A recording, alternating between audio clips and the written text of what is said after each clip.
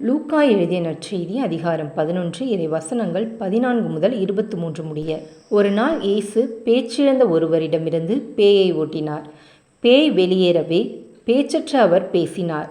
கூட்டத்தினர் வியந்து நின்றனர். அவர்களுள் சிலர், பேய்களின் தலைவனாகிய பெயல்செபூலை கொண்டே இவன் பேய்களை ஓட்டுகிறான் என்றனர். வேறு சிலர் அவரை சோதிக்கும் நோக்குடன் வானத்திலிருந்து ஏதேனும் ஒரு அடையாளம் காட்டுமாறு அவரிடம் கேட்டனர். இயேசு அவர்களுடைய சிந்தனைகளை அறிந்து அவர்களிடம் கூறியது, தனக்கு எதிராக தானே பிளவுபடும் எந்த அரசும் பாழாய் போகும்.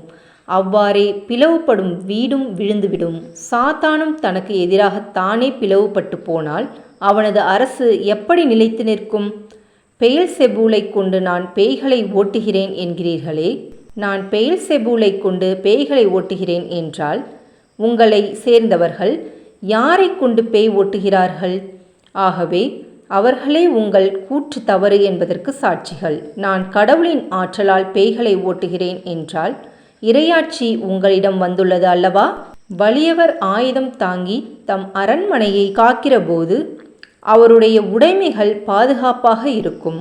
அவரை விட மிகுந்த வலிமையுடையவர் ஒருவர் வந்து அவரை வென்றால் அவர் நம்பியிருந்த எல்லா படைக்கலங்களையும் பறித்து கொண்டு கொள்ளை பொருளையும் பங்கிடுவார்.